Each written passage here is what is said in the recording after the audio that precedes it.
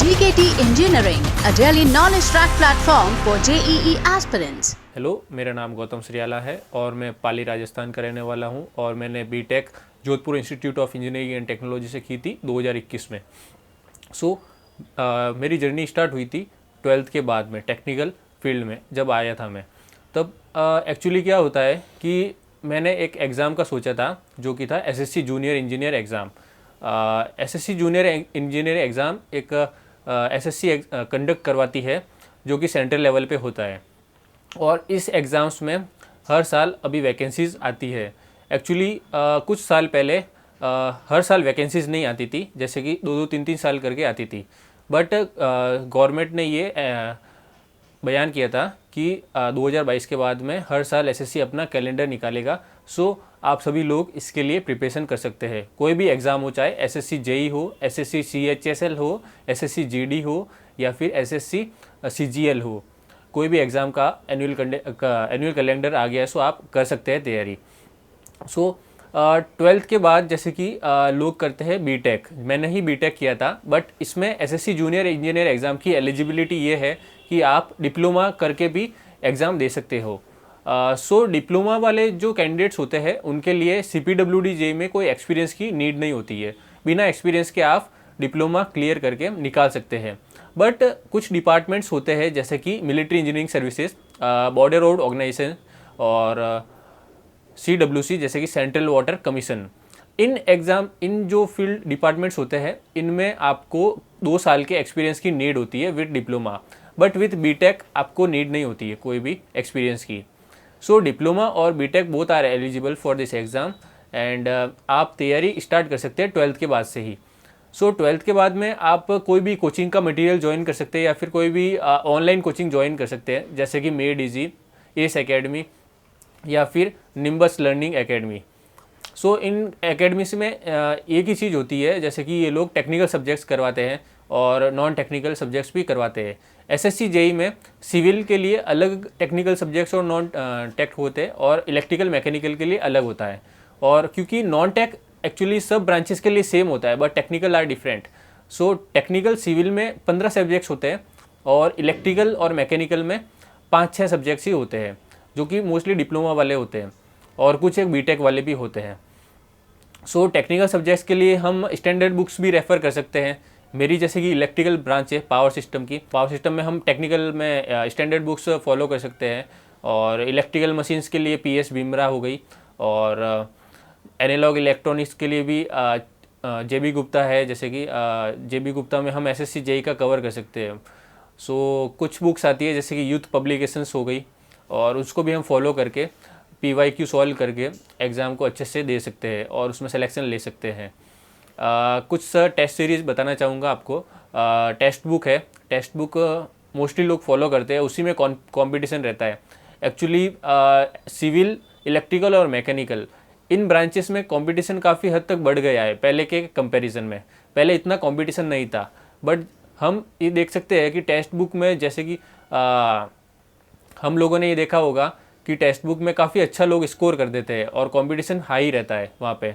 हम text book पे test जैसे कि देते हैं और टेक्स्ट बुक में जैसे फुल लेंथ हो गया टेस्ट, फुल लेंथ में हमने टेस्ट दिया और स्टार्टिंग में हमें लगेगा कि हमारे नंबर नहीं आ रहे, बट ये है जैसे कि हम सब्जेक्ट्स को रिवाइज करते जाएंगे, PYQ सॉल्व करते जाएंगे, कॉन्सेप्ट्स को स्ट्रॉन्ग करते जाएंगे, धीरे धीरे हमारे नंबर में इम्प्रूवमेंट होगा।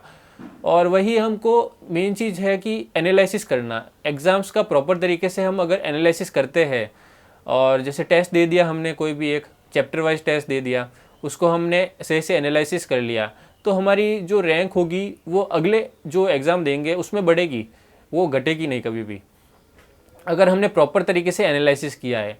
एनालिसिस इन द सेंस कि आप उस क्वेश्चंस को देखो जो आपको नहीं आ रहे पहले तो, और जो क्वेश्चंस आपको आ रहे हैं चलो वो आप अवॉइड कर सकते हो, बट जो नहीं आ रहे हैं उनको प्रॉपर तरीके से आप एनालिसिस करो।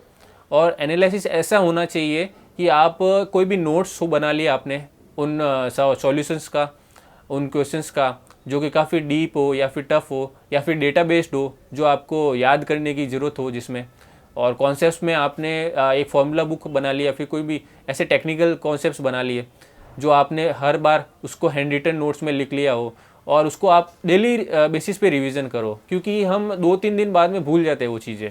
डेली बेसिस पे रिवीजन करना बहुत ज़रूरी है। अगर हम नहीं करेंगे तो हमारी एफिशिएंसी लो होगी और एक्यूरेसी में भी गिरावट आएगी। सो इसीलिए इस एग्ज़ाम्स में टेक्स्ट बुक काफ़ी तक हेल्पफुल है एसएससी जूनियर इंजीनियर एग्ज़ाम में।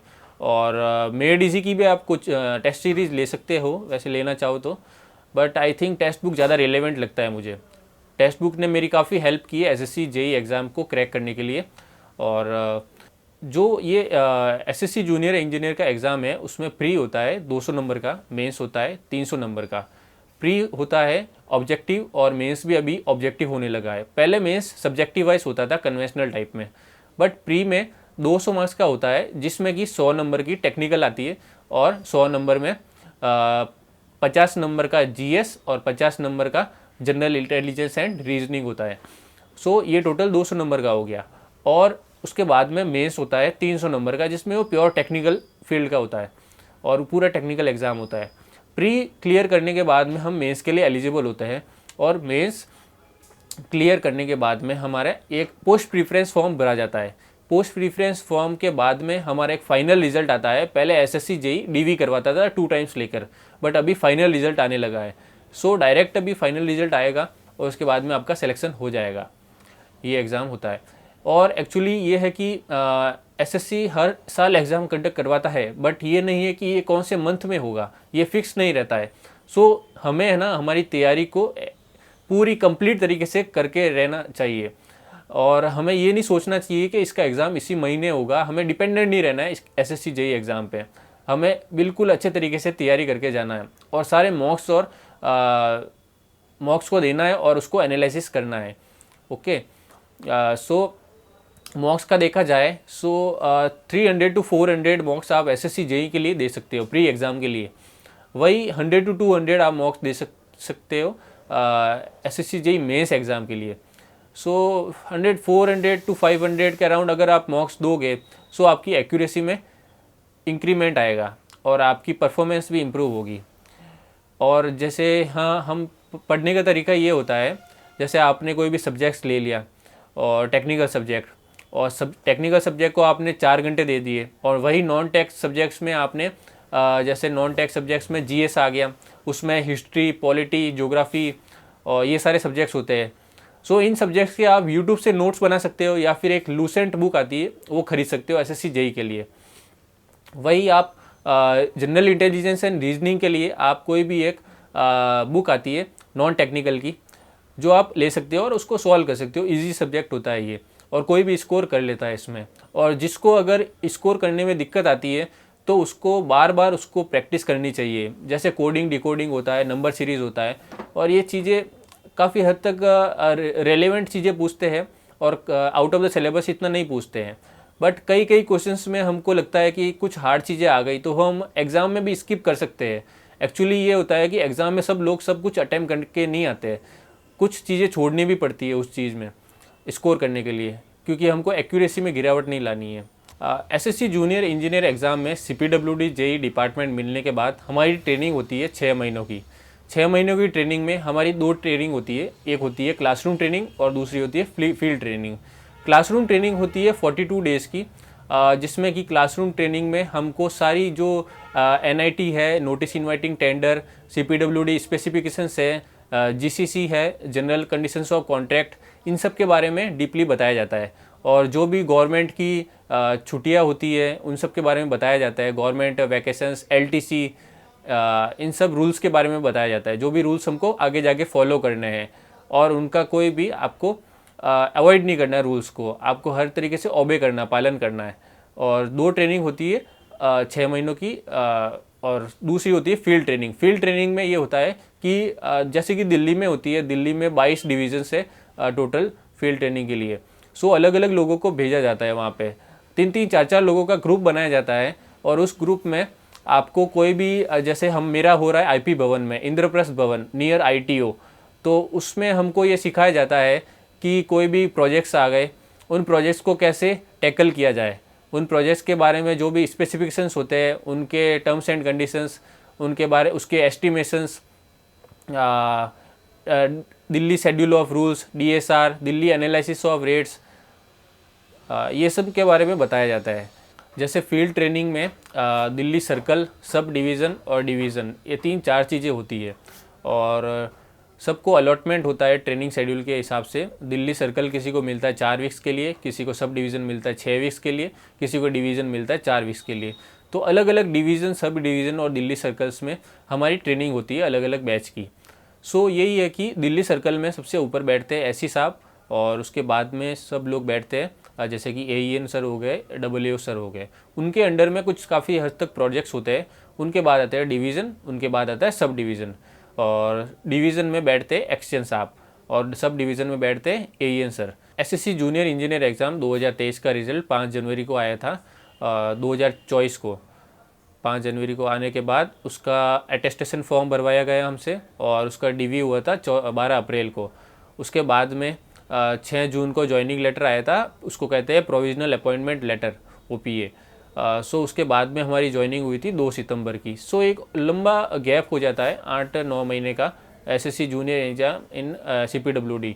सो इस लंबे गैप में आप में कई प्रोसेसेस होते हैं। कुछ प्रोसेसेस में आपका डॉक्यूमेंट वेरिफिकेशन होता है, कुछ प्रोसेसेस में आपका चेकलिस्ट होती है और सब हमको एग्रीमेंट करने के बाद में हमारी ज्वाइनिंग करवाता है। CPWD काफ़ी स्ट्रिक्ट है इस मामले में और काफ़ी रिलेवेंट डिपार्टमेंट है, ऑथोराइज डिपार्टमेंट है और कोई भी एक भी कमी नहीं देखता है। हर चीज़ में वो स्ट्रिक्ट रहता है।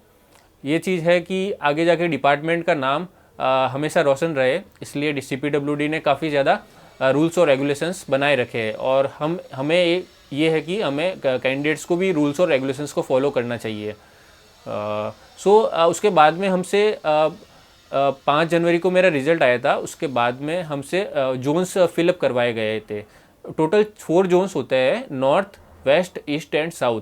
सो रैंक के अकॉर्डिंग हमको जोन्स मिलते हैं। जैसे नॉर्थ में सारे टॉपर्स जोन्स फिल आउट करते हैं नॉर्थ जोन के लिए और मुझे नॉर्थ जोन ही मिला था। वैसे मेरी 48 रैंक थी all India. So north zone मिलने के बाद में मुझे अलॉटमेंट हुआ और मेरी दिल्ली में DV करवाया था मैंने 12 अप्रैल को। DV करवाने के बाद में सब डॉक्यूमेंट्स ओके होने के बाद में ही ये लोग ज्वाइनिंग लेटर देते हैं। सो उसके बाद में 2 सितंबर को मेरी ज्वाइनिंग हो गई थी। किसी को अगर कोई भी क्वेरी हो या फिर कोई भी डाउट्स पूछना हो तो आप मुझे मेरी ईमेल आईडी पे पूछ सकते हैं। मेरी ईमेल आईडी है gautamsariala4@gmail.com। धन्यवाद इस प्लेटफॉर्म पे मुझे आमंत्रित करने के लिए।